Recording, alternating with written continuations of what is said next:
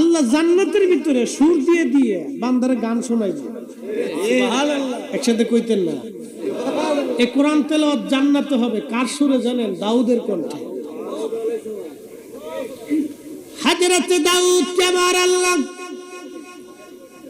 সুরের মুজিজা দিয়েছিলেন। এতই সুন্দর সুর আমার আল্লাহ তার দাউদকে দান করেছিলেন। তিনি 70 সুর দিয়ে জবর তেলাওয়াত করতেন, 70 লাহানে। একসাথে বলবেন কি মারহাবা। দেখেন কাজী নজরুলের গজলের এক সুর। আমি যদি আরব হতাম মদিনারি পথ, সেই পথ দিয়ে হেঁটে যাইতেন নূর নবী হযরত।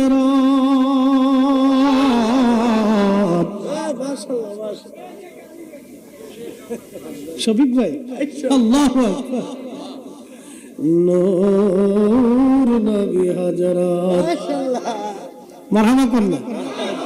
একটা নিয়ে 1000 না জানি কতটা কত হাজার এই বয়স কাল নাই যায়।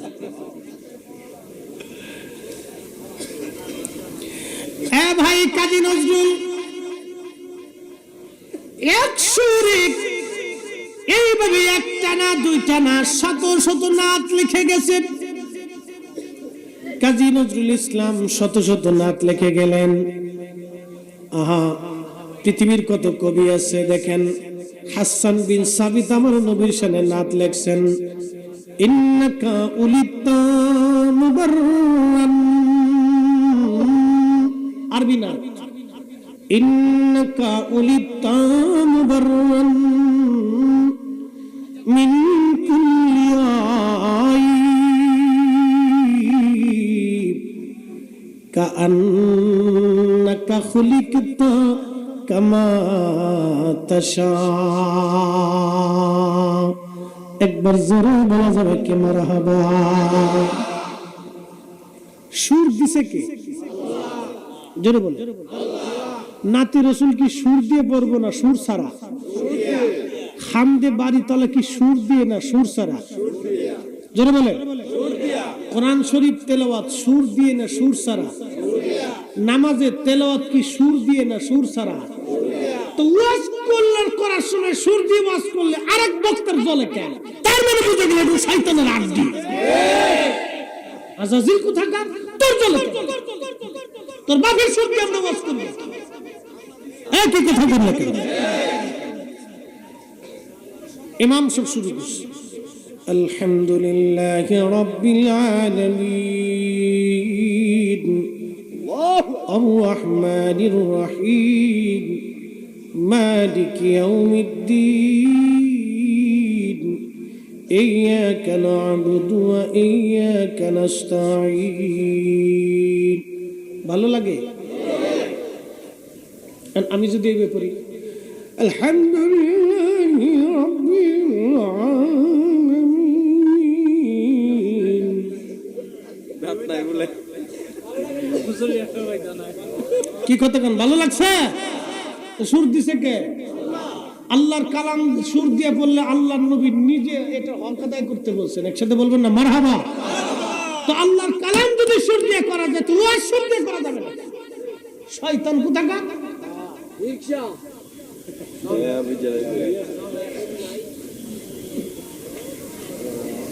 শয়তানে শয়তানে দেশ ঘুরে গেছে। ফরিদে সাহেবের সুর না হলে এত লোক আপনারা এখন বসে থাকতেন না। জিকিরে সুরের টান দেওয়ার পরে আপনাদের অন্তরের মধ্যে জজবা এসে গেছে। কি কথা কন না কেন? হে নবীর উম্মত, দাউদ আলাইহিস সালাম যখন সুরের টান দিতেন পশু পাখিদের কলিজার ভিতরে এতই জজবা আসতো। জজবার হালতে দাউদ আলাইহিস সালামের সামনে পশু পাখিরা ছটফট করে মারা যাইতো। পাখিরা মারা যাইতো, পশুরা মারা যাইতো। একবার জোরে বলা যাবে আল্লাহু আকবার।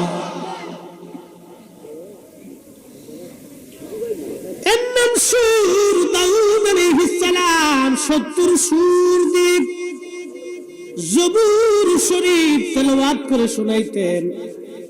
জান্নাতের মধ্যে দাউদকে জবুর তেলাওয়াত করতে বলা হবে। কোটি কোটি জান্নাতি আল্লাহ ডাক দিবে, দাউদ রে জবুর তুমি তেলাওয়াত করো, দাউদ রে তুমি তেলাওয়াত করো। দাউদ বলবে, রব তুমি তো আমাকে জবুর দিয়েছিলা, জবুরের তেলাওয়াতে আমি পৃথিবীকে মুগ্ধ করতাম, তুমি আমাকে সেই সুর দিয়েছিলা। রব্বুল আলামিন জান্নাতের মধ্যে কি কোনটা সুর, কোন তেলাওয়াত করব বলো? আল্লাহ বললেন, জবুর বয়ান করে দিয়েছি, তাওরাত বয়ান করে দিয়েছি, ইনজিল আমি বয়ান করে দিয়েছি, কোরআন শরীফ আমি আল্লাহ রেখে দিয়েছি। কোরআন আমি আল্লাহর নিজের ভাষা আর জান্নাতের ভাষা। এই কোরআন আমার নবীর ভাষা। তুমি কোরআন শরীফ তেলাওয়াত শুরু করে দাও। জান্নাতের ভিতরে এত লহরী সুর, দাউদ নবী যখন জান্নাতের ভিতরে লাহোরি সুর দিয়ে কোরআন শরীফ তেলাওয়াত করবে, হাজার হাজার বছর কোরআন তেলাওয়াতের দাউদের কণ্ঠে মুগ্ধ হইয়া আল্লাহর কোটি কোটি জান্নাতীরা মুগ্ধ হয়ে পড়ে থাকবেন। একবার জোরে বলা যাবে কি আল্লাহু আকবার? সুর ছিল কতক্ষণ? সুর কি আগে ছিল? এখন আছে? জান্নাতে গেলে পাওয়া যাবে? যারা হিংসা করে ওটা কাউ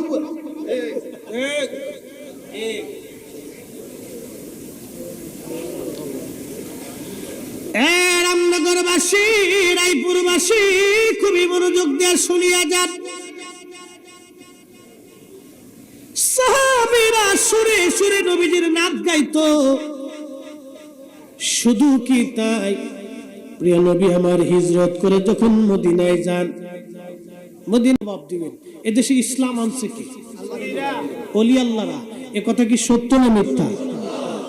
শাহজালাল ইয়ামানি মুজাদ্দিদি 800 বছর আগে এসেছিলেন, তিনারও আগে বহু ওলি জমিনে এসেছিলেন, কিন্তু শাহজালাল ইয়ামানি মুজাদ্দিদির মতো এইভাবে হুকুমত কায়েম করতে পারেন, ব্যাপকভাবে দ্বীন বাংলাদেশে এইভাবে প্রতিষ্ঠিত করতে পারেন নাই। ওনার মাধ্যমে এটা ব্যাপকভাবে আসছে।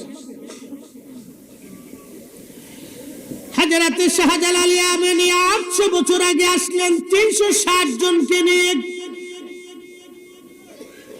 ওই সময় যদি উনি বুকের উপরে হাত বেঁধে নামাজ পড়তেন, আজ 800 বছর ধরে মুসলমান দেশে বুকের উপরে হাত বেঁধে নামাজ পড়ত। উনি যদি নামাজে জোরে আমিন পড়তেন, এদেশে 800 বছর ধরে মুসলমান জোরে আমিন পড়ত। উনি যদি এই তারাবির নামাজ 8 রাকাত পড়তেন, 800 বছর ধরে দেশের মুসলমান তারাবির নামাজ 8 রাকাত করে পড়ত। কথা কোন ঠিক কিনা? শাহজালাল ইয়ামানি আসলেন 360 জন ওলি নিয়ে এই জমিনে কালেমার দাওয়াত দেওয়ার জন্য। উনি সেই ওলি যার রক্তে রাসূল করিমের রক্ত প্রবাহিত হয়। উনি সরাসরি হাসানি হুসাইনি, হাসান হুসাইনের রক্তধারা, আওলাদে রাসূল। একবার জোরে বলেন না মারহাবা। কোন রাসূল? সরাসরি রাসূলুল্লাহর রক্ত, হাসানি হুসাইনি। এই রক্তের অনেক ওজন। সরাসরি হাসাইনি হুসাইনি। যেহেতু এই কথাটা আসছে, আপনাদের সামনে একটা ঘটনা শোনাই যায়। আজকে বিশ্ববিখ্যাত আল্লাহর ওলি ইমাম আল ফারাজ ইবনুল জৌজি 900 বছর আগে উনি ওনার একটা কিতাবের মধ্যে লেখেন উলুল হিকায়াত, একটা ঘটনা লিখতেছেন। আল্লাহর একজন ওলি ছিলেন, তার নাম শাকিক ইবনে ইব্রাহিম বলখি। শাকিক ইবনে ইব্রাহিম বলখি বলতেছেন, আমি ইরাক থেকে হজ করার জন্য হাজীদের সঙ্গে কাফেলা করে রওনা দিলাম। সুদূর মক্কায় রওনা দিয়েছি, ইরাকি কাফেলার সঙ্গে রওনা দিলাম। ইরাকের একটা অঞ্চলের নাম হচ্ছে কাদেসিয়া। এই কাদেসিয়া অঞ্চলে আসার পরে আমরা কাফেলা স্থগিত করলাম বিশ্রাম করার জন্য। ঠিক এমন সময় দেখি একটা সুন্দর যুবক, নুরানি চেহারা, একবার জোরে বলা যাবে কি মারহাবা? কি চেহারা? নুরানি যুবক, নুরানি চেহারা। এই শুনেন, ওলি কেমনে চিনবেন? আজকে আল্লাহ রসুলের সূত্র দিয়েছে, আমাদের কারো সূত্র না, আল্লাহর নবী নিজের সূত্র দিয়েছে। ওলি কিভাবে চিনবে? সাহাবীরা জিজ্ঞেস করল, ইয়া রাসূলুল্লাহ, ওলি আল্লাহ বুঝবো কেমনে? বলে ইদা যুকির আল্লাহ, যাকে দেখলে আল্লাহ স্মরণ আসবে, বুঝবা সেই আল্লাহর ওলি। আসতে হলো কেন? কথা বুঝেন নাই? আল্লাহ রসুলের সূত্র, ইদা যুকির আল্লাহ, যাকে দেখলে আল্লাহ স্মরণ আসবে, যাকে দেখলে অন্তরে আল্লাহর কথা মনে আসবে, রাসূল কারীমের কথা মনে আসবে, আল্লাহর ভয় অন্তরে আসবে, বুঝবা সে আল্লাহর ওলি। একসাথে বলে যাবেন আল্লাহু আকবার। এই ওলি আল্লাহর বাংলাদেশ, শহীদ গাজীর বাংলাদেশ, রহম করো আল্লাহ, রহম করো আল্লাহ। এই ওলি আল্লাহর বাংলাদেশ, শহীদ গাজীর বাংলাদেশ, রহম করো আল্লাহ, রহম করো আল্লাহ। শাকিব বলকি বলতেছেন, এত সুন্দর চেহারা, এত নূরময় মায়াবী, জীবনে কোনোদিন আমি এত সুন্দর যুবক দেখি নাই। সৌন্দর্য দেখে আমি মুগ্ধ হয়ে গেলাম, চিন্তায় পড়লাম, এত সুন্দর যুবকরা তো ফিতনার কারণ হয়, কারণ সুন্দর যুবক, সুন্দর যুবতীরা ফিতনার কারণ হয়ে যায়। আমার দেশে সুন্দরী বেডি যারা আছে, লিপস্টিক আলতা শুধু নষ্ট হয়ে যাবে বিদায় ওযু করে না।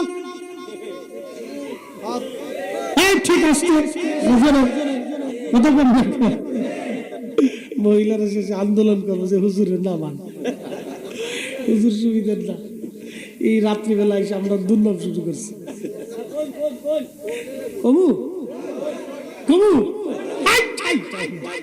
কমুনি ভাগ জায়গা দিব। বন্ধু আমার, কুষ্টিয়ার এক বেড়া 7টা বিয়ে করছে। কি দুটো বাদ গেছে? কেবল 2টা বাদ গেছে। হে তার মাই বলে মানত করছে যে আমার ফুলা হইলে 7টা বিয়ে দিল। আচ্ছা, হে তার মাই মানত কেন করলো না যে আমার ফুলা হইলে 7 জায়গার গু খাওয়াবো? এটা মানত কেন করলো না রে? 7টা বিয়ে দিবার চাইছে। আচ্ছা, আপনাদেরকে আজকে একটা কথা শোনায়।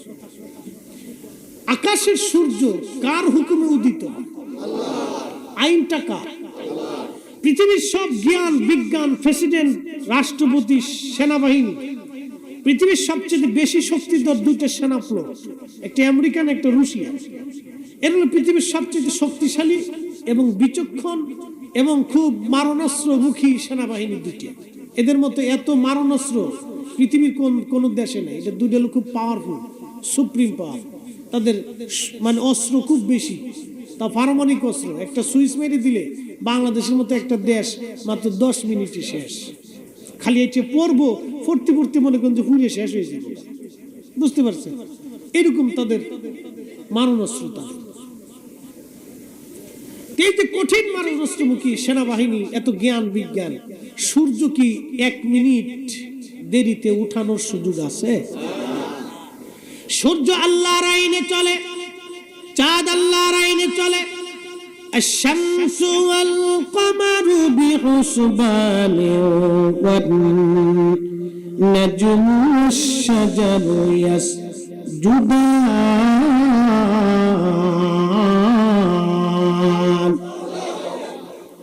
চাঁদ এবং সূর্য তাদের নিজস্ব কক্ষপথে পরিচালিত হয়।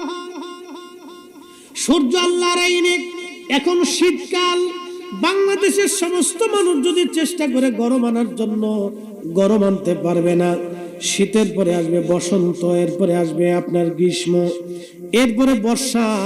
আপনাদের এই রামনগর অঞ্চল খালে বিলে নদীতে পানি ভরে যাবে। পাশেই মেঘনা নদী, এই নদীতে পানি টইটুম্বর হয়ে যাবে। কোটি কোটি মন পানি নদীতে ভেসে চলে যাবে। পৃথিবীর কোন শক্তির ক্ষমতা নেই পানি ঠেকায় দেবেন। কথা বলেন ঠিক কিনা? পানি আসবে, বিরাট শক্তি। পানি আল্লাহর হুকুমে প্রবাহিত হলো। নদী আল্লাহর আইনে, জমিন আল্লাহর আইনে, গাছে ফল হয় আল্লাহর আইনে, গাছে জাম হয় আল্লাহর আইনে, কাঁঠাল আসে আল্লাহর আইনে। কাঁঠালের সময় কাঁঠাল, আমের সময় আম, জামের সময় জাম, লিচুর সময় লিচু। যিনি ধরান বলেন ওই মালিকের নাম কি? সবকিছু কার আইনে চলে?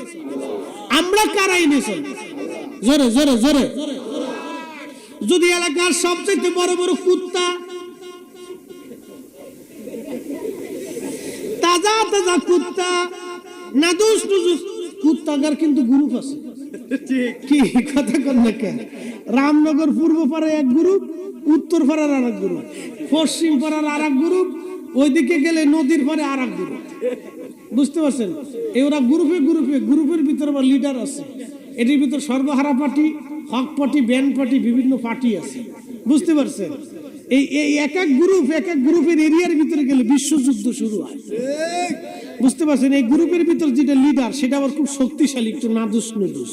তো সব গ্রুপের যত লিডার কুত্তা আছে সব কটার দরিয়াই নিয়ে কায়দা মতো জবাই করিয়া, এরপরে গোস্ত মোস্ত বানাইয়া ফেরাই টেরাই করিয়া একবারে কালাবোনা, সান্দু হোটেলের কালাবোনা বানাইয়া, এরপরে আপনাদের সামনে বিরিয়ানি রান্না করে যদি সামনে আইনে দিয়ে বলা হয়, বাইরে তোদের লাগে আজকে এই এলাকার সবচেয়ে বড় কুত্তার এই বিরিয়ানি রান্না করে আনছি, আপনারা খাবেন। যে আনবে তার উপায় আছে, হ্যাঁ? তার জান শেষ হয়ে যাবে, মারিস তোরে আজকে কুত্তা খাওয়াইতেছি দাঁড়া। বুঝতে পারছেন? কারণ কি? কুত্তার গোস্তর বিরিয়ানি আপনি খাইলেন না, কারণটা কি? জোরে বলেন না, একসাথে জবাব দিতে হবে। কি হারাম কে করছে? প্রধানমন্ত্রী, রাষ্ট্রপতি, সেনাপতি, কে কে? মক্কার ইমাম, বাইতুল আকসার ইমাম কে করছে? আল্লাহর আইনে কুত্তার গোশত হারাম বিদায় আপনি খাবেন না। আল্লাহর আইনে একসাথে 60-এর উপরে স্ত্রী রাখা হারাম। আল্লাহর আইনে একসাথে 60-এর উপরে স্ত্রী রাখা হারাম, হারাম, হারাম। 7 নম্বর প্রশ্ন, মাসনা সুলাসা রুবা। আল্লাহর কোরআন অনুযায়ী 4টে পর্যন্ত স্ত্রী রাখা যাবে যদি সমতা রক্ষা করা যায়। তার শারীরিক চাহিদা, অর্থনৈতিক চাহিদা, ক্ষুধার চাহিদা, বাসস্থানের চাহিদা, মৌলিক চাহিদা, প্রেমের চাহিদা যদি তাকে পূরণ করতে সমানভাবে সব প্রতিষ্ঠিত করতে পারেন তাহলে 4টে পর্যন্ত করা যাবে। 5 নম্বর যদি আপনি করেন, ওই 6 নম্বর যদি করেন, 7 নম্বর যদি করেন, বাদ বাকি যাহা করবেন সব কয়টাই হারাম হবে। যতবার মিলন হবে ততবার জেনা হবে। যে কয়টা বাচ্চা হবে সব কয়টা হারাম জাদা হবে, হালাল জাদা হবে না। কথা কোন ঠিক কিনা? কারাইন, জোরে বলেন কারাইন। আমাদের দেশে অনেকেই কইতে পারেন তো সৌদি আরবে 18টা 20টা বিয়ে করে কেন? সৌদি আরবেও যদি করে তাও হারাম। ঠিক আসতে কইলেন কেন? তাও কি মনে করতেছেন হালাল না? সৌদি আরবে গু খাইলে বাংলাদেশে গু খাওয়া হালাল। আমরা দেশে অনেকে সৌদির ধরে দেখো সৌদি আরবে মিলাদ পায়নি, সৌদি মিলাদ পায়নি তো তোমার সমস্যা।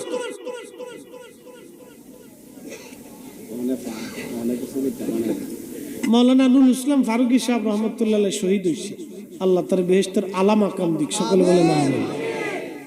উনি একদিন গল্প করতেছে কি এক সৌদিয়ান আর এক বাঙালি দুইটা মারামারি লাগাইছে। তো বাঙালিরা তো মারামারিতে মোটামুটি একবারে ফুটু খারাপ না। কি কথা কন না কে? 1971 সালে পাকিস্তানিরা যেমনি সুবাই ছিল বাঙালিরা, হ্যাঁ, কায়দা মতো সুবনিটা দিয়ে হয়েছে। কি কথা কন না কে? ঠিক কিনা? এক সাগরের বিনিময়ে বাংলার স্বাধীনতা আনলে যারা। খারাপ হয় দেশের সাথে একটু টুনটুনি চলতো, আরে সর্বনাশ, ফরিদ সাহেব গায়ক কিন্তু কম না।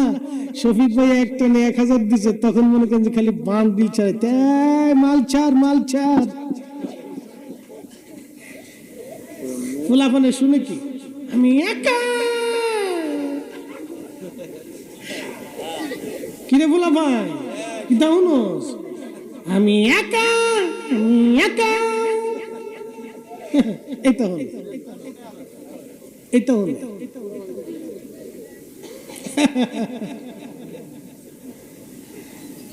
মোরা একটি ফুলকে বাঁচাবো বলে যুদ্ধ করি, মোরা একটি ফুলকে বাঁচাবো বলে যুদ্ধ করি, মোরা একটি মুখের হাসির জন্য অস্ত্র ধরি,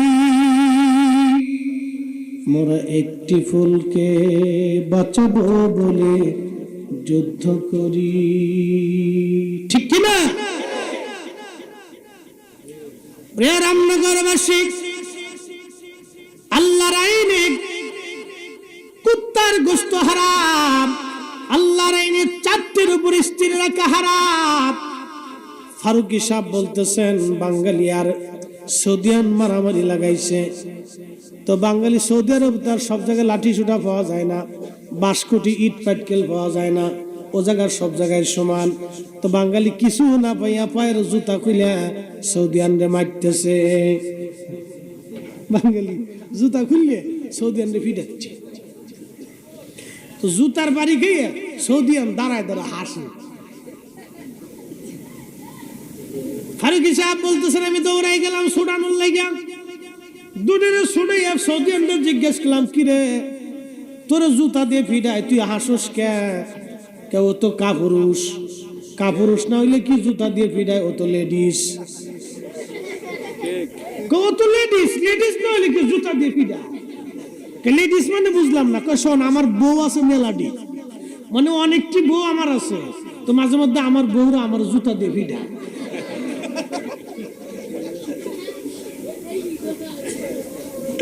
আমার বউরা আমার মাঝে মধ্যে জুতা দিয়ে ফিটায়। ও যদি লেডিস নয় তো তাহলে ও কি আর জুতা দিয়ে ফিটায়? ও তো লেডিস, এর লেগে হাসতেছি। তার মানে বুঝে গেল ওরাও বেশি বিয়ে করে সুখে নাই। কি কথা কর না কে? নিম তিতা তেঁতুল তিতা, তিতা পানের জ্বর, তার সাথে অধিক তিতা 203-এর ঘর রে, 203-এর ঘর। যে বেড়া 2 বিয়ে করছে বাংলাদেশে, ওই বেড়া যারে দুনিয়া কি, ও দুনিয়ার থেকে জাহান্নাম দেখে গেছে। কথা বলবে কে? ছোট বউরে যদি আপনি একবারে কোল যে কাইটে খাওয়াই দেন, তো ছোট বলতো কি বড় ডাল দিয়েছ, সুখ পাবেন না। সুখ নাহি রে সুখ পরাণের পাখি, 3-4টা বিয়া করে নারায়ণপুরে থাকি, আমার সুখ নাই রে।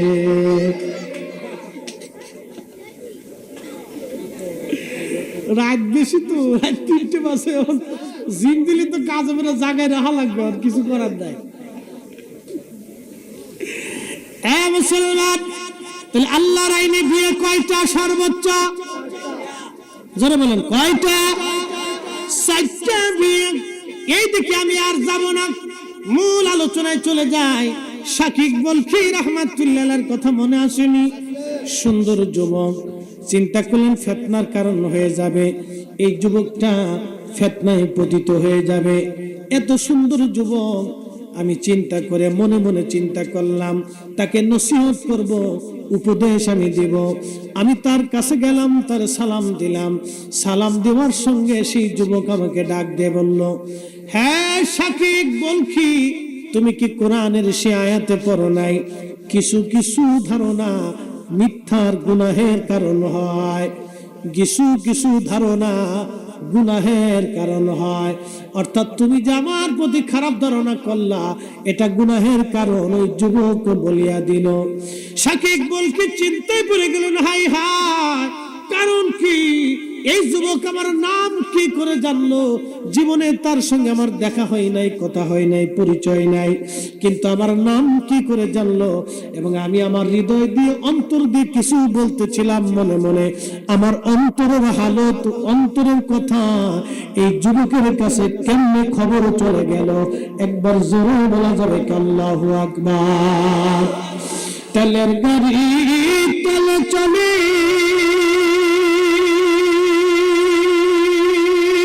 হাওয়ার গাড়ি হাওয়ায় উড়ে, বিনা তেলে চালায় গাড়ি নবী সুলাইমান।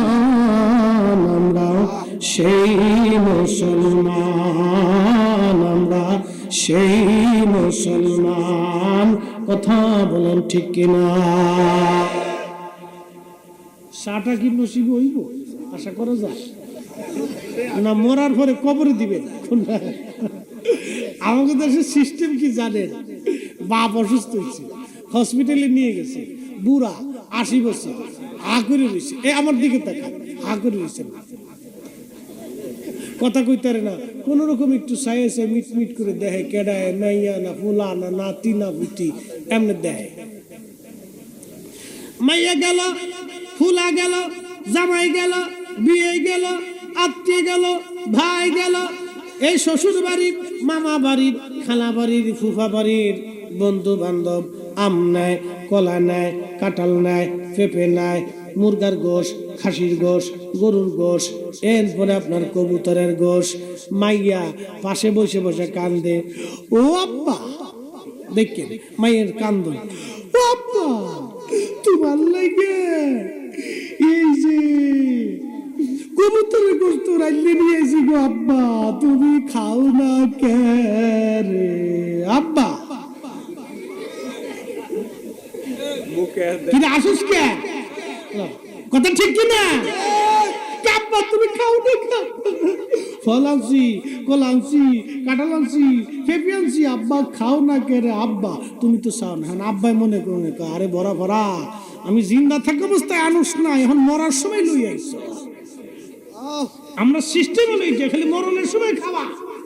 এই যুবক, বাপ মা জিন্দা অবস্থায়, ভালো অবস্থায়, সুস্থ অবস্থায় খাওয়াইতে হবে, বেশি বেশি করে খাওয়াইতে হবে। কি কথা বল না কেন? মরার সময় খাওয়া লাভ নাই, জিন্দা অবস্থায় খাওয়াইতে হবে। বুড়া কালে খাওয়াইয়া লাভ নাই, জিন্দা অবস্থায় খাওয়াইতে হবে। শাকিব বলকে চিন্তায় পড়ে গেলেন, আমার অন্তরের হালতটা কি করে বলে দিল সে।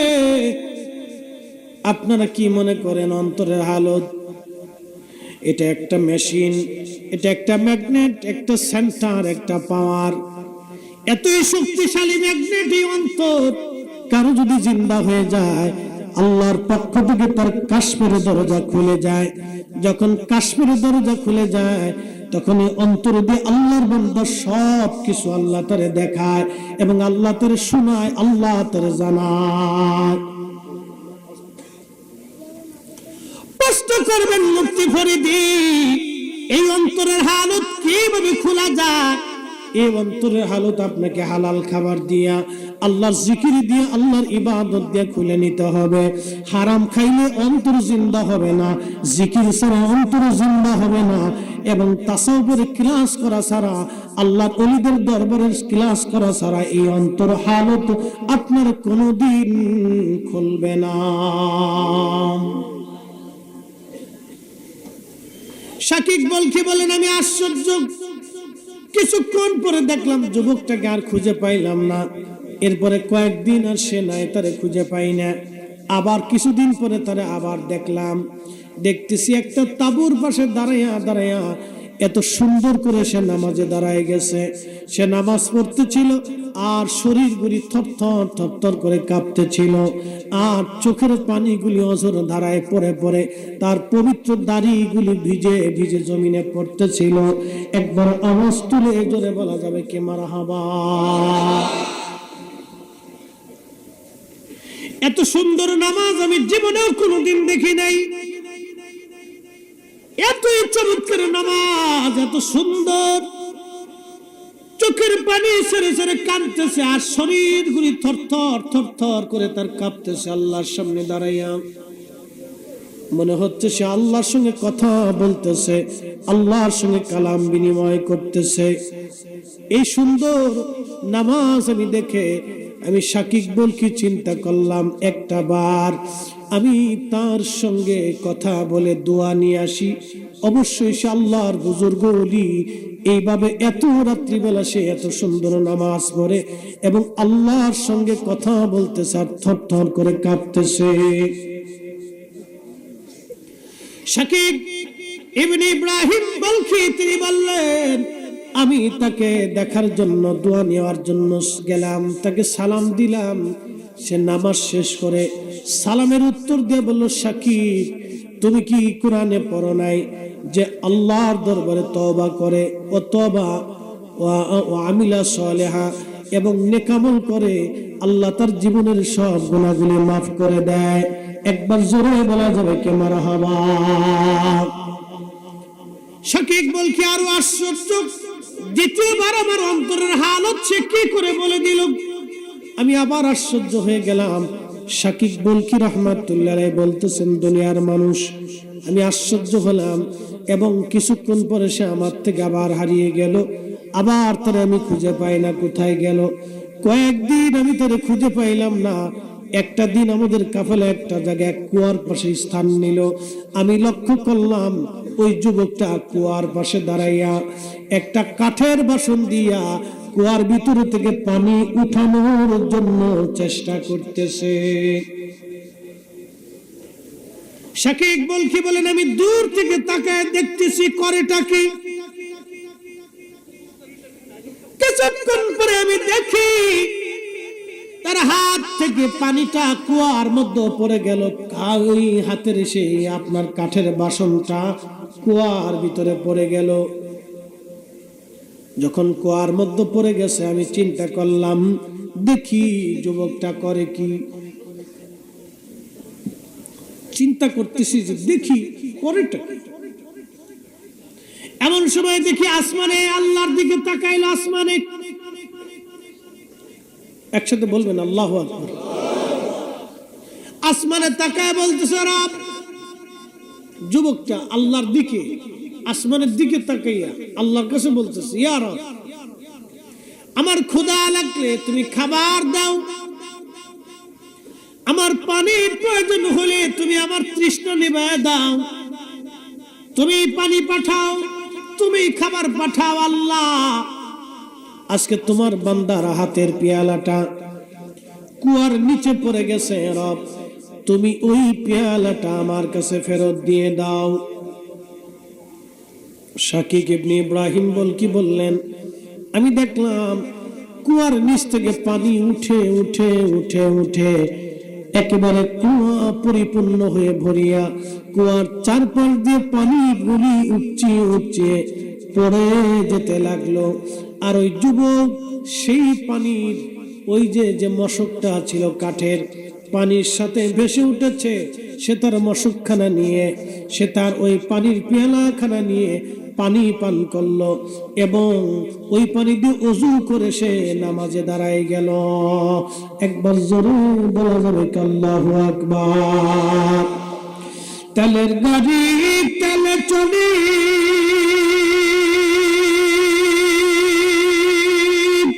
হাওয়ার গাড়ি হাওয়ায় উড়ে, বিনা তেলে চালায় গাড়ি নবী সুলাইমান। আমরা সেই মুসলমান, আমরা সেই মুসলমান। কতক্ষণ ঠিক কিনা? মুর্শিদের চিন্তা শুরু করি।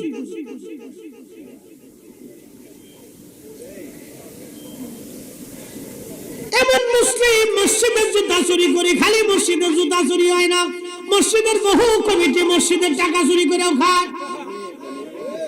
আসতে করলেন কে? আমার মসজিদের গিরিল কেটে 3টে বাক্সের 3টে তালা কেটে চোরে টেল হয়েছে। প্রত্যেক জুমাতে 30-40 হাজার টাকা উঠে, খালি ব্যাগ কালেকশন, হাতে হাতে যেটি দেয়। হাউজিং মসজিদ তো অনেক বড়, তো অনেক টাকা উঠে, ওই টাকাগুলো বাক্সের ভিতরে রাখছে। চোরে অনেকগুলি টাকা নিয়ে গেছে, 4-5 লাখ টাকা কাইটি নিয়ে গেছে। মুতল্লি সব হুজুর দোয়া করেন আল্লাহ যাতে চোরের হেদায়েত দেয়, টাকাগুলো যাতে ফেরত দিয়ে যায়। আল্লাহ মুতল্লি বা সাহেব মনে কষ্ট নিয়ে না, যে চোরে গিরি কেটে 3 তালা কেটে মসজিদে টিয়া নিয়ে গেছে, এই চোরে টিয়া ফেরত দিব।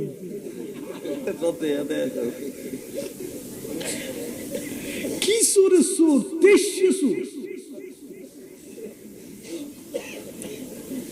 বিশ্ব চোরা। এখন আপনারা বলেন মসজিদের টাকা যে চোরে নিয়ে গেল, ওরা যদি বাংলাদেশের অর্থমন্ত্রী বানাই দেন, কয়দিন আগে সংবাদে দেখলাম এক ক্যান্ডিডেট প্রার্থী এটা নির্বাচনে বোর্ডে দাঁড়াইল, এটা মসজিদের টাকা চুরি করিয়া তারপরে তার ঋণ পরিশোধ করছে। এর যদি বাংলাদেশের বাণিজ্য মন্ত্রী বানাই দেন, তো বাংলাদেশের পার্লামেন্টে যত এমপি আছে সবার এমপি কে জুতা চুরি করে নিয়ে যাবে।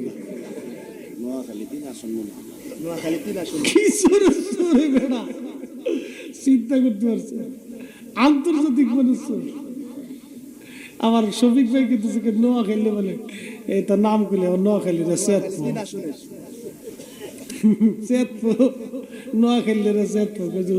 নোয়াখালীর বন্ধনা করছে। পাবলিক এমনি খায় নোয়াখালীর 70 গজ মাটির নিচে খুঁজে হওয়া যায়। অনেক কিছু নিয়েন না, এই হল আমাদের চরিত্র। ওয়াদাউল আমানা, আমানতের খেয়ানত এত পরিমাণে হয়েছে যে আমরা আল্লাহর ঘর মসজিদ পর্যন্ত আমাদের কাছে নিরাপদ না। তার মানে বোঝা গেল আমরা এখনো মানুষ হইতে পারি নাই। কথা কোন ঠিক কিনা? আমি নবী না মানিলাম, কি যে ভুল করিলাম, ঠিক কিনা? আমি নবী না মানিলাম, কি যে ভুল করিলাম, ভস্মে ঢালিলাম ঘি, মানুষ হইয়া না না আরো এটা কাশি বিরুদ্ধে বলাটা ছিল।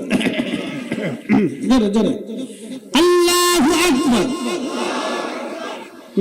তো জাগাইতে মানুষ হইয়া ভবেতে আসিয়া, মানুষের করিলাম কি। শাকিব কি বলতেছেন, আমি আশ্চর্য হলাম, কুয়ার নিচ থেকে পানি উঠাইলো, আবার নামাজ পড়লো, আবার এই যুবকটাকে আমি হারিয়ে ফেললাম। কয়েকদিন পথ চলার পরে দেখলাম সে মরুভূমির মধ্য দিয়ে হেঁটে যায়। আমি কৌতূহল হয়ে তার পিছু পিছু নিলাম। কিছু দূর যাওয়ার পরে দেখলাম সে একটা জায়গায় বসলো। তার কাঠের বাসনের মধ্যে সে মশক থেকে পানি ঢেলে বালিগুলি নিয়া পানির মধ্য দিয়া, ওই পানির মধ্যে বালুগুলি লড়াইয়া সে চুমুক মেরে মেরে খাইতে লাগলো। একবার জোরে বলা যাবে আল্লাহু আকবার।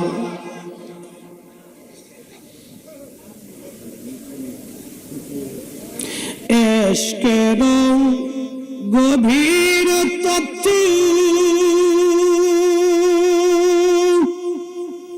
যদি জানিতে চাও, প্রেমের গভীর তত্ত্ব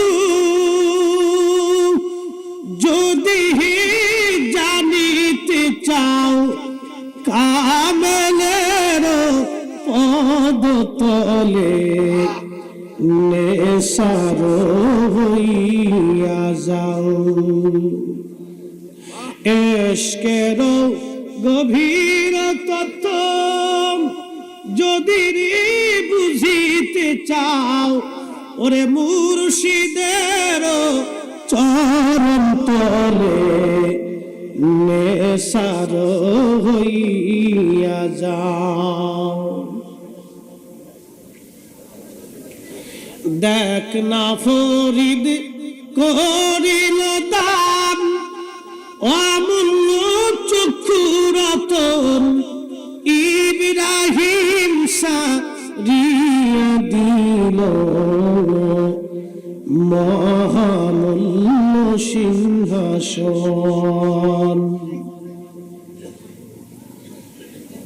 রামনগরবাসী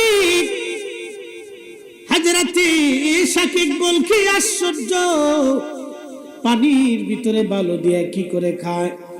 আমি চিন্তায় পড়ে গেলাম, এটা বালু হলো না রিজিক হলো আমার দেখার দরকার। পানির ভিতরে কি করে বালু দিয়ে এই ছেলেটা এটা পান করতেছে।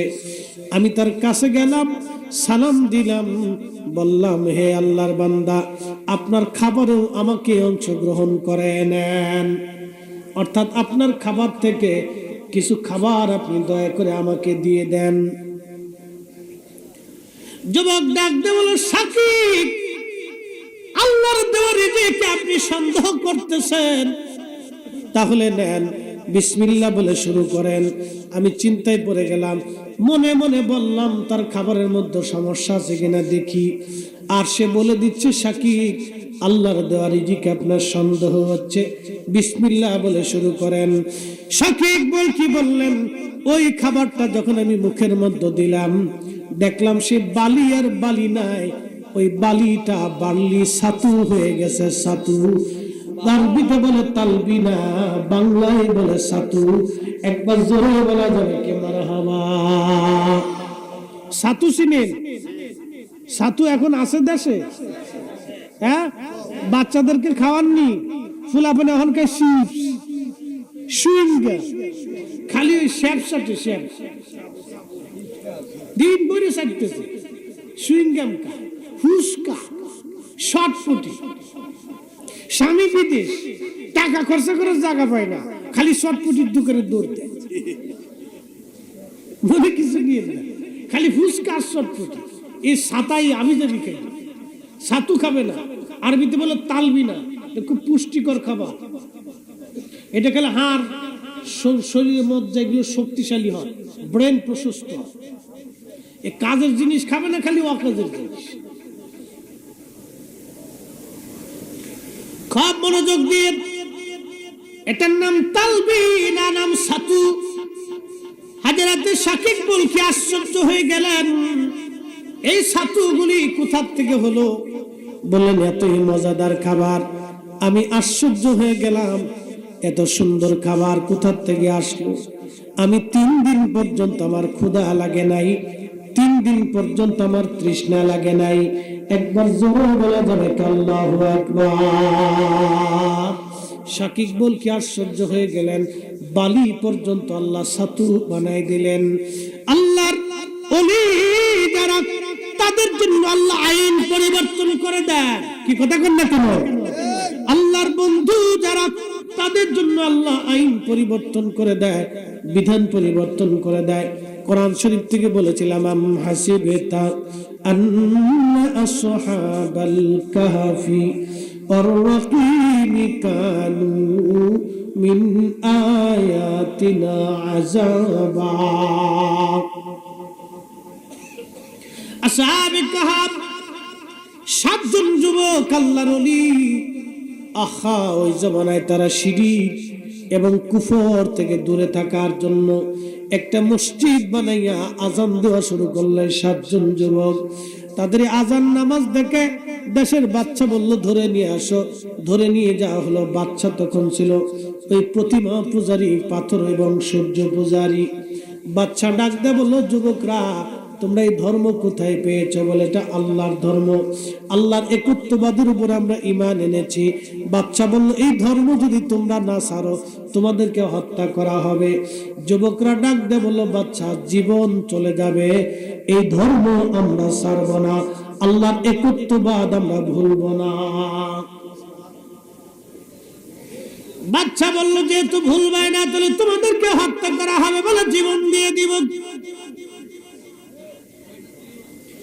বাচ্চা এবার যুবকদেরকে ছেড়ে দিয়ে বলল, তোমাদেরকে 7 দিনের সময় দিলাম, তোমরা যদি ছেড়ে না দাও, হত্যা করা হবে। যুবকরা ডাক দিয়ে বলল, বাচ্চা, জীবন চলে যাবে কিন্তু কালেমা যাবে না। এবারে বাদশা 7 দিন সময় দিল, 7 দিন পরেও তারা আজান দেয়, নামাজ পড়ে। বাদশা সৈন্যবাহিনী পাঠাইছে, যাও এদেরকে ধরে নিয়ে আসো। ওই 7 জন যুবক জীবন বাঁচানোর জন্য রওনা করছে। তাদের সঙ্গী হয়ে গেল একটা কুকুর।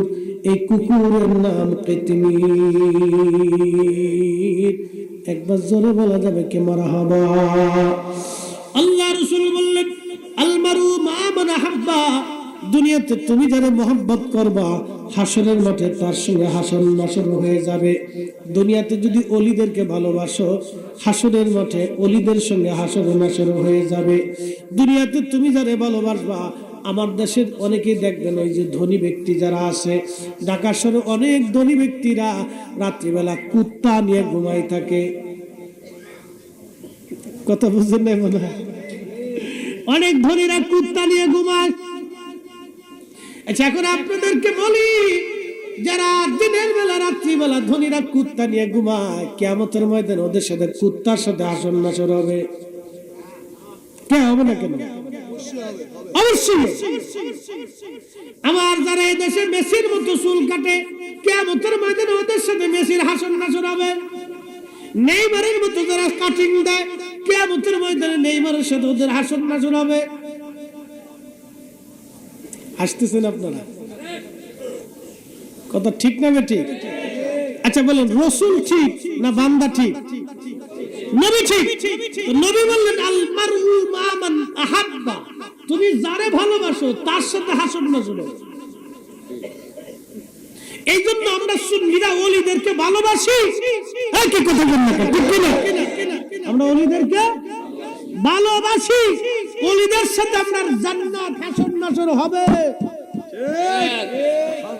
একসাথে বলবেন আল্লাহু আকবার। মুর্শিদের চরণ বিহনে এ জীবন মিশে, মুর্শিদের চরণ বিহনে এ জীবন মিশে। ওরে আল্লাহ নবীর গভীর তত্ত্ব কামেলের কাছে, মুর্শিদের চরণ বিহনে এ জীবন মিশে। কামিল যারে দয়া করি আউলিয়া বানাইতে পারে। কথা কোন ঠিক কিনা? গাউসে বাগ চোরের অলি বানাইছে। কি কথা কন না কেন? ওরে এক পালকে নিতে পারে, ওরে এক পালকে নিতে পারে মদিনা শহর, মুর্শিদের চরণ বিহনে এ জীবন মিশে। ভাইরে, মুর্শিদের চরণ বিহনে এ জীবন মিশে। ওরে আল্লাহ নবীর প্রেমের তত্ত্ব, ওরে আল্লাহ নবী। ঘুরে দেখেন আমাদের সাথে 7 দিন টাইম দিন, 7 দিনও লাগবে না, 3 দিন 4 দিন পরে হুজুর আসসালামু আলাইকুম। সম্ভব না, সম্ভবই না। আমাদেরকে আল্লাহ শুধুমাত্র দয়া করে আল্লাহ জিকিরের কারণে। কি কথা বলবো? আল্লাহ জিকিরের কারণে আল্লাহ দয়া করে, তো অসম্ভব।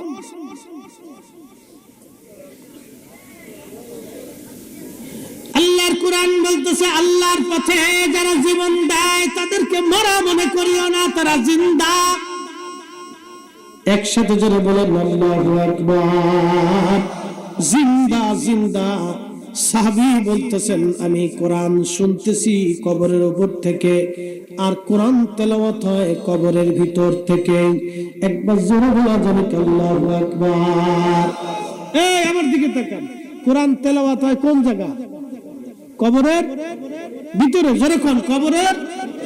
আর সাহাবী শুনতেছে কবরের উপর থেকে। সাহাবী শুনে কবরের উপর থেকে, তেলাওয়াত হয় কবরের ভিতরে।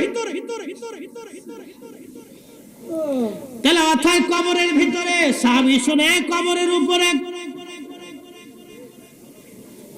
কবে মনোযোগ দিয়ে শুনিয়া যান, সূরা মুলক তেলাওয়াত চলতেছে। সাহাবী বললেন, আমি কবরের উপরে বিছনা করে শুয়ে শুয়ে তার তেলাওয়াত শুনতেছি। যারা বলে ওলি আল্লাহরা মরে গেলে কিছুই থাকে না, এটা ডাহা মিথ্যা কথা, কথা কোন ঠিক কিনা? আল্লাহর ওলিরা মারা যাওয়ার পরে কবরের ভিতরে তাদের আলাদা জগৎ শুরু হয়। এই জগৎ আপনি দেখেন না, বুঝেন না, এটা আপনার চোখের দোষ, আপনার অন্তরের দোষ।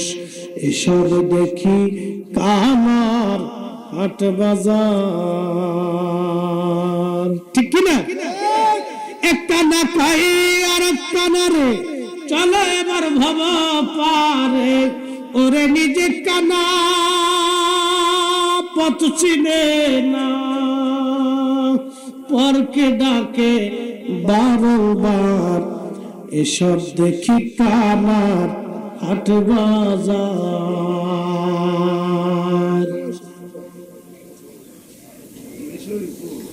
সূরা মুলক কবরের ভিতরে সাহাবী তেলাওয়াত করে, আরেক সাহাবী কবরের উপর থেকে তেলাওয়াত শুনে। এক সাহাবী তেলাওয়াত করে কবরের ভিতরে, আরেক সাহাবী তেলাওয়াত শুনে কবরের উপরে। সাহাবী ফজরের নামাজের আযান হলো, আসসালাতু খায়রুম মিনান নাওম,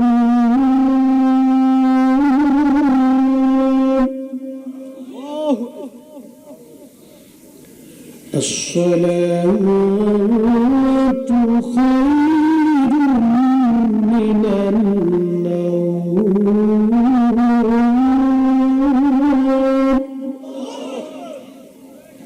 ঘুম থেকে নামাজ ভালো, ঘুম থেকে নামাজ ভালো, ঘুম থেকে নামাজ ভালো।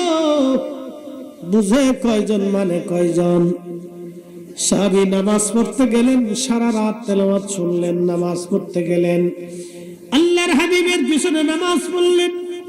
নবীজির পিছনে নামাজ শেষ করার পরে সাহাবী বলতেছেন, ইয়া রাসূলুল্লাহ, কালকে রাত্রি বেলা একটা ঘটনা ঘটে গেছে, বলো কি ঘটনা? বলে, হুজুর, আমি জানতাম না এখানে কোনো কবর আছে। আমি কবরের উপরে বিছনা করলাম, তাবু গাড়লাম, শুয়ে পড়লাম। আমি কবরের ভিতর থেকে সূরা মুলকের আওয়াজ শুনলাম। একজন আল্লাহর বান্দা কবরের ভিতর থেকে সূরা মুলক তেলাওয়াত করতেছিল, আর আমি কবরের উপর থেকে তেলাওয়াত শুনতেছিলাম। আল্লাহর নবী মুস্কি হাসি দিয়ে বলে, সাহাবী হিয়াল মানিয়া হিয়াল মুনজিবা তুনজিহি মিন আযাবিল কবর। সাহাবী রে, এই সূরাটা হলো কবরের আযাব প্রতিরোধক। এই সূরাটা যে প্রত্যেক দিন এশার নামাজের পরে তেলাওয়াত করবে, আমার মালিক আমার আল্লাহ তাকে কবরের আযাব থেকে বাঁচায় দিবে। আল্লাহর বান্দাকে যখন কবরে নামানো হবে, পৃথিবীর সব মানুষ কবর থেকে চলে আসবে, কেউ আর আপন হবে না। একদিন মাটির ভিতরে হবে ঘরে, মন আমার কেন বন্ধ দালান ঘর, মন আমার কেন বন্ধ দালান ঘর। কবর দেশে সব মানুষগুলি রেখে চলে আসলো, কেউ আপন না সেই দিন। হাই হাই, বন্ধু বান্ধব রেখে চলে আসলো, প্রিয় সন্তানরা কেঁদে কেঁদে বিদায় জানাইলো। বন্ধুরা বিদায় জানাইবি, সাথীরা বিদায় জানায় চলে আসবে, প্রাণের স্ত্রী বিদায় জানাবে, প্রাণের সন্তানরা সেদিন বিদায় জানাবে। প্রিয় আপনজনেরা বিদায় জানাইয়া কবর থেকে তারা চলে আসবে। এই যে আপনারা শুনেন, কবর দেওয়ার পরে আমাদের দেশে কিছু মানুষ বলে, তাড়াতাড়ি চলে যাও, তাড়াতাড়ি চলে যাও, মুনকার নাকির আসবে, কবরে প্রশ্ন করবে, তাড়াতাড়ি যাও, আর দাঁড়ান যাবে না, সরো সরো, তাড়াতাড়ি চলে যাও। কিন্তু আল্লাহর নবীর তরিকা এটা ছিল না। এই তরিকা বানান না তরিকা, এটা হলো আব্দুল ওহাব নজদির তরিকা। এই কথা কেন না কেন? আব্দুল ওহাব নজদির দল খালি কবে দোয়া লাগবে না, না করলেও চলে, না করলেও চলে, না করলেও চলে। চলে যাও, চলে যাও, চলে যাও, জানাজা পরশু এতেই হয়ে যাবে, চলে যাও। খালি বলবে চলে যাও, তাড়াতাড়ি যাও, কিন্তু না। কবর দেওয়ার পরে কয়েকটা কথা আজকে শোনাই দিয়ে যাই। আল্লাহর নবী উম্মতকে বলতেন, উম্মত রে, কবর দেওয়ার পরে ইস্তাগফিরু লিআখিকুম, তোমরা ভাইয়ের জন্য ইস্তিগফার করবা। কত সময়, কত টাইম দাঁড়াইবা? একটা উট জবাই, এই মাসলা শুনে যাও। ঘুমাইছে? পৌনে 7টা বাজে, ঘুমাইছে? একসাথে জোরে বলেন তো আল্লাহু আকবার। না, হাত উঁচু করে বলেন আল্লাহু আকবার।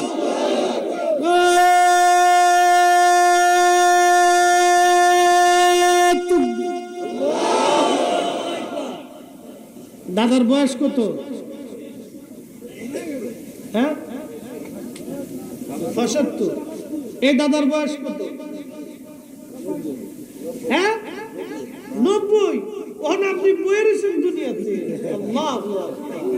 আর ওইটা হয়ে পড়ছে, দোনোটা হয়ে পড়ছে। আর একটা মুরাকাবে চলে গেছে। 90 বছরের দাদার, 75 বছরের দাদার সামনে বই এখন আর শুনে আর পোলা মানে ওই মান কেছে বেঁধে শুয়ে পড়ছিস, তার তোর বাইরে ঠ্যাং ভেঙে গেলে যার দরকার। হ্যাঁ, কি কথা বলবেন? দাদার বয়স 90, এখনো রাত পৌনে 4টার সময় বসে রয়েছে। ইশকে রাসূল ছাড়া, আল্লাহর বান্দার কলিজায় আল্লাহর প্রেম ছাড়া, রাসূলুল্লাহর মুহাব্বত ছাড়া, ওলি আল্লাহর মুহাব্বত ছাড়া তো সম্ভব না। কথা বলুন, ঠিক কি না? বুড়া মানুষ 90 বছর বয়সে এখনো বসে রয়েছে, রাত পৌনে 4টে বাজে। আল্লাহু আকবার। না, জোরে বলুন না আল্লাহু আকবার। 75, 90। এই দাদার বয়স কত? হ্যাঁ, 71, 81। হায় সর্বনাশ, কোন বুড়া দি কোন বুড়া চিত কম না। কোন পাগলের পাল্লা পড়ছে শরীফ ভাই? সানা ভাই, কোন পাগলের পাল্লা পড়লাম আজকে? ওরে বুড়ার ঘরের বুড়া রে। শোনেন, বুড়া যেহেতু আইছে তো বুড়ার একটা গল্প শোনাই দিয়ে যায়। হ্যাঁ, একজন খুব বুড়ার বুড়া। এই ফুলাপান শুনিস, তোরা তো ঘোড়ার ডিম ওই লটপটি আর চটপটি খেয়ে ফেসবুক দিয়ে জীবন শেষ করে ফেলেছিস। তোকার জীবনে কিচ্ছু নাই, তোকার কপালে বিয়েও নাই। যা, হ্যাঁ, মনে করিস না যে বিয়ে আছে কপালে। একজন খুব বুড়ার বুড়া, বিরাট বুড়ার বুড়া। তো ছেলে ফেলেদেরকে বলতেছে, বাবারা রে, তোরা আমার একটু গাট্টি বক্সা দিয়ে সুন্দর করে একবারে সামানা টামানা দিয়ে হজের কাফেলার সাথে আমার একটু সাজা গুজা তোরা একটু হজে পাঠা। বাবা, বুড়া হয়ে গেছি, বাকি জীবনটা আল্লাহর ঘরে কাটায় আসি। তো ছেলেরাও চিন্তা করলো, হ, কথা তো সত্য, আব্বা বুড়া হয়ে গেছে, হজের দরকার। তো আগের জমানা তো ওই কাফেলা করে উট দুম্বা ছাগল ভেড়া নিয়ে তারপর যাওয়া লাগতো। একটা গাধার উপরে মাল সামানা চাপাই দিয়ে আর একটা গাধার উপরে বাবার উঠাই দিয়ে কাফেলার সাথে সামানা টামানা দিয়ে রওনা করে দিচ্ছে। তো যাচ্ছে যাচ্ছে যাচ্ছে বহু দূর, এক কারিয়া গ্রামের পাশ দিয়ে যাওয়ার সময় দেখে এক বুড়া মিয়া, বুড়া এ রাস্তার কোনার বয়ে বয়ে কাঁদতেছে।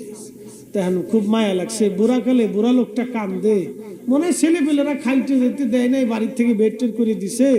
তো তার খুব মায়া লাগছে। তো গাধার থেকে নাই মেয়ে তার কাছে যা বলতেছে, ও আল্লাহর বান্দা, বুড়া ভাই, বুড়া কালে কি জন্য কান্দো? কান্দতেছি, মনে বিরাট বড় দুঃখ। বলে, কি দুঃখ বুড়া কালে? আমার বাপ হয়ে আমার ধরে ফিরেছে,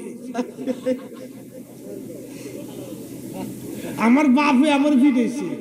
তুমি যে বুড়ার বুড়া, তোমার বাপও আছে, হেতে আবার ফিরেইতেও পারে। কহা আমার বাপ, তা তোমার বাপরে তো দেখার দরকার। বলে, দেখতে চাইলে বাড়ির ভিতরে যাও। কাকা চলো। তো দুই বুড়াই রওনা দিয়ে এখন যাই দেখে যে এক বুড়া, খুব খুনখুনা বুড়ার বুড়া, চুল দাড়ি সব পাইকে ঝুনি হয়ে গেছে, চামড়া চুমড়ে গুছাই গেছে, কিন্তু বুড়া খুব টনটনা বুড়া, খুব শক্ত বুড়া। তো জল চকির উপর চুপচাপ বসে রয়েছে, সালাম দিয়ে কয়, সালাম আলাইকুম। বুড়া চাচা, তুমি কেডা? আমি হজে যাচ্ছিলাম, তা আপনার বুড়া ভোলাটা রাস্তার পথ বয়ে বয়ে কান্দে, জিজ্ঞেস করলাম, তা আপনি বলে ফিটাইছে। সাথে ফিটাইছি। ও কত বড় বেয়াদব জানো? হেতে ওর দাদার লগে বিয়াদবি করছে, এর ওর দাদাও আছে, ঘরের ভিতরে যায় দৌড় হয়ে রয়েছে। পুরো সর্বনাশ। আমার জীবন আর বুড়া দেওয়ার দরকার নাই, দেখছি ভাব চাই। তো বুড়া তো টনটনে বুড়া, একটা 80, একটা 75, একটা 90, এই 4 পর্যন্ত বসে রয়েছে। আল্লাহু আকবার। এদের দোয়া আল্লাহর কাছে কবুল হয়। একসাথে বলবেন না মারহাবা।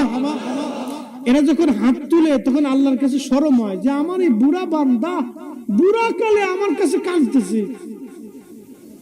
কেমনে ফিরাই দিই। আচ্ছা, আপনাদের কাছে একটা প্রশ্ন করে জবাব দিন। কোন খুনখুনে বৃদ্ধ এই লোক এসে যদি আপনার কাছে করুণা করে কিছু চায়, আপনি দিবেন না? কি কথা কন নাকি, দিবেন না? আপনার কাছে মায়া লাগে না যে আরে বুড়া চাচাটা বুড়া কালে এত অসহায় অবস্থায় এসে বসলো, কিছু না কিছু দিয়ে? আল্লাহর কাছে আপনার চাইতে 99 গুণ মায়া বেশি। এই জন্য বৃদ্ধ লোক নিয়ে আর বাচ্চা নিয়ে দোয়া করতে হয়। ও খালি কবে দোয়া নাই, দোয়া নাই। আল্লাহ রাসূল বলেন, উম্মত মানুষ মারা যাওয়ার পরে কবরের পাশে কত সময় তুমি দাঁড়ায় থাকবা, তার কবরস্থ করার পরে কত সময় তুমি থাকবা। একটা উট জবাই দিবা, এই উটটা জবাই দেওয়ার পরে, এই উটটা জবাই দেওয়ার পরে গোশত বানাইয়া, চামড়া সিলাইয়া গোশত বানাইয়া উটের গোশত বন্টন করতে যে সময় পর্যন্ত সময় নেয়, এই সময়টুকু তুমি তোমার ভাইয়ের কবরের পাশে দাঁড়ায়া দাঁড়ায়া তুমি তোমার ভাইয়ের জন্য তালিম দিতে থাকো, ইস্তিগফার করতে থাকো, তার জন্য দোয়া করতে থাকো। একবার জোরে বলা যাবে কি মারহাবা? আচ্ছা, এখানে কষাই আছে নি? কষাই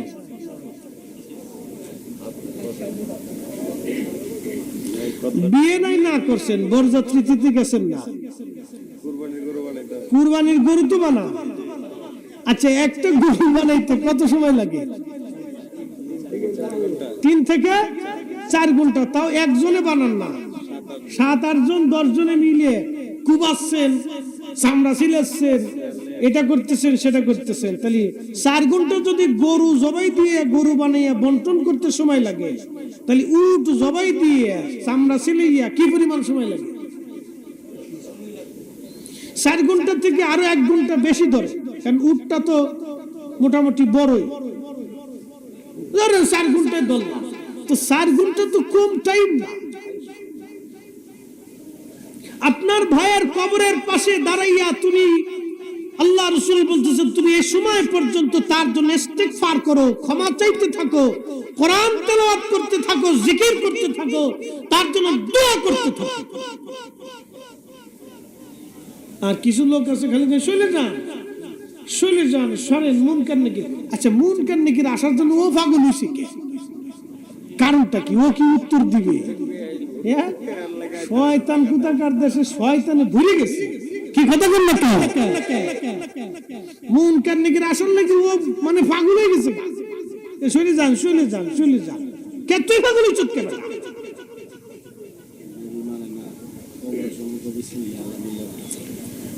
মুসলমান আমার, রামনগরবাসী, ওই কবরে কেউ আপন হবে না সেই দিন। আপনার ভাই বন্ধু কেউ না, ভাই বন্ধু আপন জনা, সঙ্গে তোমার কেউ যাবে না রে। ও তোর খালি হাতি একা পথি, ও তোর খালি হাতি একা পথি, যাইতে হবে মন বেরি। দেখ না মন ঝাঁক মারি দুনিয়াদারি,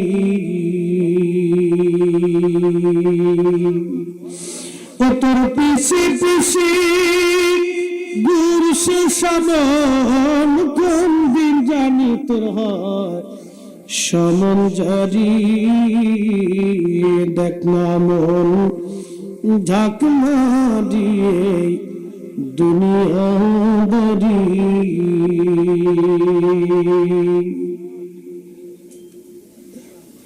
কবরে শুয়াইয়া চলে আসলেন, নামানোর সময় একটা দোয়া পড়া হয়, বিসমিল্লাহি ওয়া আলা মিল্লাতি রাসূলিল্লাহ। কবরে নামানোর সময় নবীর দলে তোমার কবরে নামানো হলো। যারা দুনিয়াতে নবী মানে নাই, নবীর শান মানে নাই, নবীর ইজ্জত মানে নাই, নবীর তাজিম মানে নাই, নবীর ভালোবাসা মানে নাই, নবীর সম্মান মানে নাই, তাদেরকে নামানোর সময় বলা হয় বিসমিল্লাহি ওয়া আলা মিল্লাতি রাসূলিল্লাহ। তোমার নবীর দলে কবরে নামানো হলো। আচ্ছা আপনারা বলেন, দুনিয়াতে সে নবীর শান মানে নাই, নবীর ইজ্জত মানে নাই, কবরে যতই বিসমিল্লাহ বলে নামাক না কেন কাজ হবে না। কি কথা কোন ঠিক কিনা? আচ্ছা ওযু ছাড়া নামাজ পড়লেও আর যদি জুব্বা গায়ে দিয়ে যায়, পাগড়ি পরে যায়, ভালো যায় নামাজ নিয়ে যায়, হবে? ওযু ছাড়া যেমন নামাজ হয় না, কেউ যদি নবীর দল দুনিয়ার থেকে করে না যায় আর শয়তানের দল আব্দুল ওয়াহাব নজদির দল করে যায়, কবরে নামানোর সময় বিসমিল্লাহ যতই বড় কাজ হবে না। কি কথা কোন লাগে ঠিক কি না? কাজ হবে অবশ্যই। ওই কবরে নামাইয়া দুনিয়ার সমস্ত মানুষ চলে আসলো। মুনকার নাকির আপনার কবরে আসবে, প্রশ্ন করবে মার রাব্বুকা, তোমার রব কে? ওমা দীনুকা, তোমার দিন কি? মা কুনতা তাকুলু ফি হাক্কি হাযার রাজুল, এই লোকটা সম্পর্কে তুমি কি বলতে, তোমার আকীদা কি তুমি বলো। একটা প্রশ্ন হবে রব নিয়ে, আর একটা প্রশ্ন দিন নিয়ে, আর একটা প্রশ্ন রিসালাত নিয়ে। অতএব নবীজির রিসালাতকে যারা অস্বীকার করে, এই পোস্টারের মধ্যে লেখা আছে নারে তাকবীর আল্লাহু আকবার, নারে রিসালাতি ইয়া রাসূলুল্লাহ সাল্লাল্লাহু আলাইহি সাল্লাম। আমাদের দেশের একদল ভাইরা নারে তাকবীর আল্লাহু আকবার মানে, নারে রিসালাতি ইয়া রাসূলুল্লাহ মানে না। আস্তে কইলেন কে? জোরে বলেন, জোরে কর। রাত 4টা বাজে অসুবিধা কি? জোরে বলেন। জমিন কার? একসাথে বলেন, জমিন কার? আসমান কার? আইন চলে কার? এই জমিনে আল্লাহু আকবার তাকবীর চলে, লিতুমিনু বিল্লাহ, ঈমান আনো আল্লাহর প্রতি। এরপরে আল্লাহ বলেন ওয়া রাসূলিহি, নবীর প্রতি। তাহলে আল্লাহর তাকবীর চললে রাসূলুল্লাহর তাকবীর বন্ধ হবে, কারণটা কি? আল্লাহ বলেন ওয়াতিউল্লাহ ওয়া আতিউর রাসূল, আমি আল্লাহ মানার পরেই নবী মানো। তুমি আল্লাহর তাকবীর দেওয়ার পরে রাসূলুল্লাহর তাকবীরে বাধা কেন? আল্লাহর প্রতি ঈমান আনার পরে রাসূলের উপর আনতে হবে, আল্লাহ মানার পরে নবী মানতে হবে। অতএব আল্লাহর তাকবীর দেওয়ার পরে রাসূলুল্লাহর স্লোগান চলবে। আল্লাহর জমিনে আল্লাহর নবীর স্লোগান চলবে না তো শয়তানের স্লোগান চলবে নাকি? আল্লাহর জমিনে আল্লাহর পরে নবীর স্লোগান চলবেই চলবে। কথা বলে ঠিক কিনা?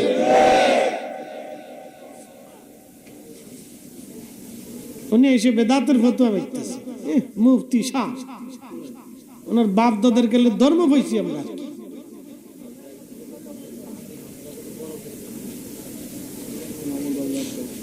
মুসলমান, আল্লাহর জমিনে আল্লাহর স্লোগানের পরে তার হাবিবের স্লোগান চলবে। কোরআন শরীফে আল্লাহ 40 জায়গায় আল্লাহর নামের পরে নবীর নাম ব্যবহার করেছেন। একসাথে বলবেন আল্লাহু আকবার। 40 জায়গা। কয় জায়গা? কোরআন শরীফে 40 জায়গা আল্লাহ নামের পরে নবী নাম লেখা। একসাথে বলবেন কি মারহাবা। তাহলে আমরা কাগজের মধ্যে লিখলে বেদাত হয়ে যায়। এসব দেখি কানার হাট বাজার, ঠিক কি না? এক কানে কই আর এক কানার, চলো এবার ভাব পারে। ওরে নিজে কানা পথ চিনে না, ওরে নজদি কানা পথ চিনে না, পরকে ডাকে বারবার। এসব দেখি কানার হাট বাজার।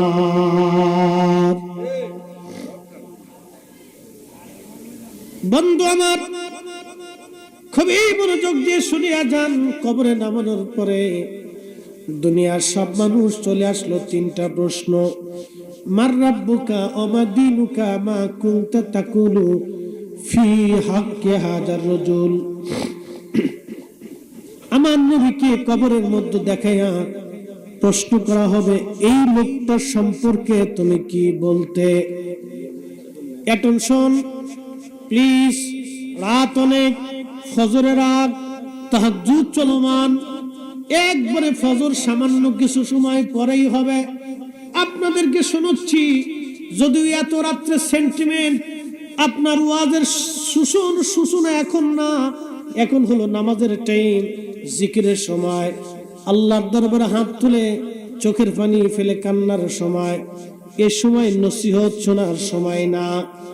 যদিও নসিহত শোনার সময় এখন না, তারপরেও যেহেতু আপনাদের রামনগরে এটা ঐতিহ্য হয়ে গেছে সারা রাত্রি ব্যাপী ওয়াজ করা, সেই জন্য করার সুযোগ। যদি প্রথম রাত্রে হতো তাহলে পুরা প্যান্ডেল ভরা মানুষ থাকতো, সবার সেন্টিমেন্ট ওই সময় একবারে সচেতন থাকবো, তাহলে আমার কথাগুলি সবাই বুঝতে পারতো।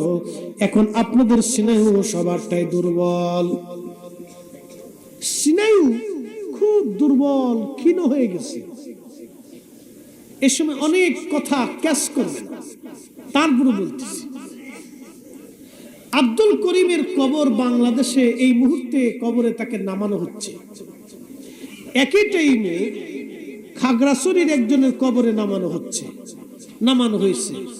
একই সময় মুনকার নেকির পাকিস্তানের একজন কবরে আসলো, একই টাইমে আফগানিস্তানের একজনের কবরে, একই টাইমে উজবেকিস্তানের একজনের কবরে, একই টাইমে ফ্রান্সের একজনের কবরে, একই টাইম একবারে ইউক্রেনের একজনের কবরে, একই টাইম রাশিয়ার একজনের কবরে, একই টাইম ইসরায়েলের একজনের কবরে, একই টাইম ফিলিস্তিনের একজনের কবরে, একই টাইম সৌদি আরবের একজনের কবরে, একই টাইম ইরাকের একজনের কবরে, একই টাইম আমেরিকার একজনের কবরে, একই টাইম চীনের একজনের কবরে, একই টাইম আপনার জাপানের একজনের কবরে, একই টাইম ভারতের একজনের কবরে, একবারে একই টাইম কানাডার একজনের কবরে। আচ্ছা বলেন, কোন কবরে নবী দেখা গেল? সব কবরে। জোরে বলেন, কোন কবরে? মা কুনতা তাকুলু ফি হাক্কে হাদার রাজুল। সব কবরে একই টাইমে একই সময়ে কবরে নবী দেখাইয়া প্রশ্ন করা হলো, নবী কয়জন? সূর্য কয়টা? সারা বাংলাদেশে বুঝি আলো হয় না? কথা কন নাকি? হয়নি? এক সূর্য যদি সারা বাংলাদেশ, ভারত, পাকিস্তানি পুরা অঞ্চলে আলো দিতে পারে, নবী একজন, সারা পৃথিবীর সব কবরে একই টাইমে একই সময় মুনকার নেকির, এক নবীকে সব কবরে দেখা যায়। আরো সহজ করে দিচ্ছি, ভার্চুয়াল মিটিং, আমি ফরিদি সাহেব একজন, সারা পৃথিবীতে এখন লাইভ অনুষ্ঠানে অন্তত হাজার হাজার মানুষ আমার এই লাইভ অনুষ্ঠান দেখতেছে, শত শত মানুষ এই পর্যন্ত দেখে ফেলেছে, হাজার হাজার মানুষ দেখে ফেলেছে। মানুষ আমি একজন, কিন্তু লাইভে হাজার হাজার মানুষ সারা পৃথিবী থেকে, কেউ সৌদি আরব থেকে, কেউ সিঙ্গাপুর থেকে, কেউ আমেরিকা থেকে, কেউ ভারত থেকে, কেউ পাকিস্তান থেকে, কেউ ওই আপনার ইউরোপ থেকে, কেউ চীন জাপান থেকে দেখতেছে। মানুষ আমি একজন, দেখা যায় হাজার হাজার মোবাইলে, হাজার হাজার স্থানে। এক মানুষকে যদি হাজার হাজার স্থানে দেখা যায়, নবী আমাদের একজন, দেখা যায় সব কবরে। এই কথা আজ থেকে 100 বছর আগে বিশ্বাস করাইতে আমাদের সুন্নিদের অনেক বেগ পেতে হয়েছে, কিন্তু 100 বছর পরে বিজ্ঞানের আধুনিক যুগে আর বেগ পেতে হয় না। এখন যদি কেউ বলে যে না, একজন মানুষ এই হাজার জায়গা দেখা সম্ভব না, তাহলে বিজ্ঞান বলবে তোর কপালে ঝাঁটুর বাড়ি, তুই নিজেও বুঝোস না, তোর আহল জ্ঞানে কুত্তায় পেশাব করছে। এই কি কথা বললো? তোর আহল জ্ঞানে কুকুরে পেশাব করে দিছে, নয় তুই বুঝিস না কেন? মানুষ একজন, হাজার হাজার পৃথিবীর বিভিন্ন অঞ্চল থেকে একজনকে দেখা যায়। ভার্চুয়াল মিটিং এ প্রধানমন্ত্রী একজন 64 জেলায় বসে বসে 64 জন ডিসি, এসপি, জজ এবং সরকারি পদস্থ কর্মকর্তারা প্রধানমন্ত্রীর সাথে জরুরি মিটিং এ বসে যায়। ও নবীর উম্মত, এক প্রধানমন্ত্রী যদি 64 জায়গায় কথা বলা যায়, তাহলে একজন রাসূল আল্লাহর পৃথিবীর যেখানে খুশি সেখানেই নবী দেখা যায়, নবী আসে, নবী দেখে। কথা বলো ঠিক না ঠিক? এই সাধারণ জ্ঞান আর নলেজ আর ঈমান আপনাদেরকে বুঝাইতে বুঝাইতে আমাদের জীবন পার হয়ে গেল, তারপরেও আমরা বেদাতি হয়ে গেলাম। এরপরেও আমরা বেদাতি। এরপরেও আমরা বেদাত। বুঝতে পারছেন? তো আল্লাহ আমাদেরকে সহি সময় সঠিক বুঝ কবে দিবে আমরা জানি না। মোহতারাম, কবরে মুনকার নেকিরের সওয়াল জবাবটা বড়ই কঠিন হবে সেই দিন। আপনাদের কাছে এখন আমার শেষ ওয়াজ, তাহাজ্জুদের সময়, বেশি কথা আর বাড়াবো না, অনেকক্ষণ হয়ে গেছে, মনোযোগ দেন। আমার প্রশ্ন জবাব দিবেন। এই কবরে নামানোর পরে মুনকার নেকির আসবে, এটা আজকেও হতে পারে, আগামী কালও হতে পারে। কথা ঠিক কিনা? আজও হতে পারে, আগামী কালও হতে পারে। যে কোনো সময় মুনকার নেকির আমাদের কবরে আসবে। যে কোনো সময় আমি আপনি মারা যাব। আজকে যদি মারা যায় তো কালকে সন্ধ্যার ভিতরে আমাদের কবরস্থ করা হবে। আর ওই কবরে মুনকার নেকির আসবে। বলেন, মুনকার নেকিরের প্রশ্নের জবাব দেওয়ার জন্য প্রস্তুত আছেন কিনা? এটা হলো ওয়াজ।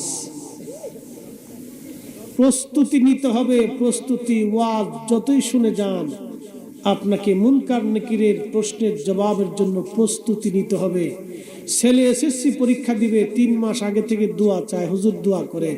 ও মসজিদের বারান্দা ছাড়ে না। পরীক্ষা দিয়ে আসার পরেও 3 মাস রেজাল্ট না পাওয়া পর্যন্ত মসজিদের বারান্দা ছাড়ে না।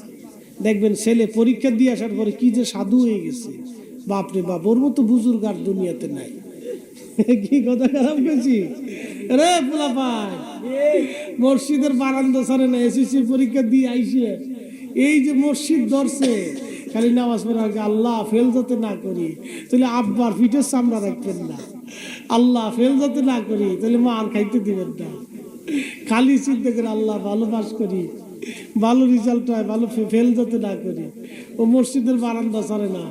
ইমাম সাহেবের কাছে দোয়া চায়, মুয়াজ্জিন সাহেবের কাছে দোয়া চায়, মুরব্বিকের কাছে দোয়া চায়। বুঝতে পারছেন? দুনিয়ার একটা ছোট্ট রেজাল্টের জন্য একটা ছেলের পরিশ্রম দেখছেন। কবরের 3টা প্রশ্নের জবাবের জন্য কি প্রস্তুতি নিয়েছেন? ওয়াজ হলো এটা। গুনাহ যত ছোট হোক করব না, নেকি যত ছোট হোক ছাড়ব না। কি কথা বল ঠিক কি না? গুনাহ যত ছোট হোক করব না, নেকি যত ছোট হোক ছাড়ব না। এটা হলো সুন্নিদের থিম, আল্লাহ কোরআনের থিম। ফামাইয়া আমাল মিসকালা যাররাতিন খায়রান ইয়ারা। অনুপরিমাণ নেকের কাজ হইলেও তুমি ছাইরো না। আমরা মিলাদ শরীফ নিয়ে অনেকে ঝগড়া করে, কোন দলিলে পাইছো বেটা? কোরআনের উপর আর দলিল আছে রে বেটা? মিলাদ শরীফের দলিল আল্লাহ নিজে কোরআনে দিবেন, ফামাইয়া আমাল মিসকালা যাররাতিন খায়রান ইয়ারা। নেকির পরিমাণ অনু হলেও ছাড়বো না। বলে নবীর মিলাদে নবীর দুরুদ আছে, আল্লাহর জিকির আছে, নবীর নাত আছে, কোরআন তেলাওয়াত আছে, এরপরে সবশেষে দোয়া আছে। তো দোয়াতেও নেকি আছে, দুরুদেও নেকি আছে, কোরআন তেলাওয়াতেও নেকি আছে, আল্লাহর জিকিরেও নেকি আছে, নবীর নাত শরীফেও নেকি আছে, তাবারক খাইতেও নেকি আছে। এত নেকি যেখানে তুমি দলিল খুঁজে পাও না। না, চোখের ভিতরে চশমা লাগাইছো কালা, দুনিয়া কি দেখবা ধলা? চশমা লাগাইছো লাল, দুনিয়া দেখবো কি সাদা?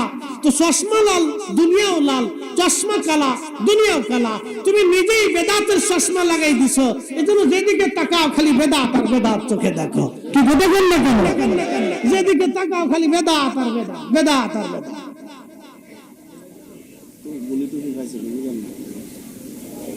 বেদাত আর বেদাত। নবী সাহাবীরা এইভাবে কোনদিন মিলাদ পড়ে নাই। তো নবী সাহাবীরা এইভাবে মিলাদ পড়ে নাই, তো রাসূল করিম সাল্লাল্লাহু আলাইহি সাল্লামের সাহাবীরা এই খতমে বুখারী কবে দিছে?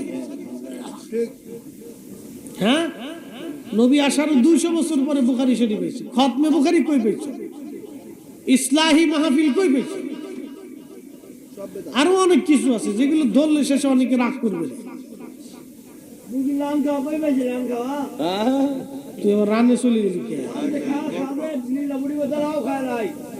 খোদা, ও রানে চলে গেছে, দেখছো? রানে যাস না। যা হোক, এগুলি আমাদের আফসোসের সাথে কথা। তো আল্লাহ আমাদের প্রত্যেকের কবুল করুক, সকলে বলে না আমিন।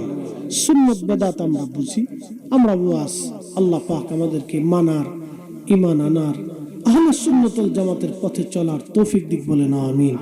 বলছিলাম কবরে নামাইয়া সব চলে আসবে, মুনকার নেকির আসবে।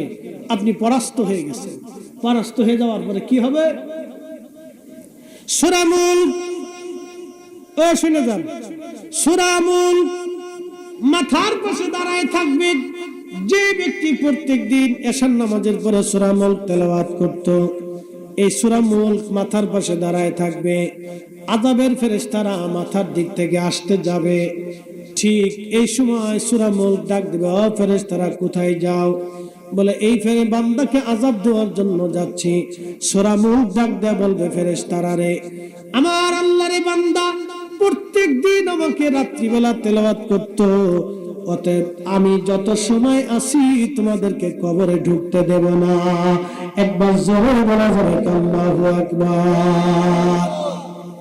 এরপরে সূরা মুলক আবার পায়ের কাছে আসবে, ফেরেশতারা ঘুরে পায়ের দিক থেকে ঢুকতে যাবে।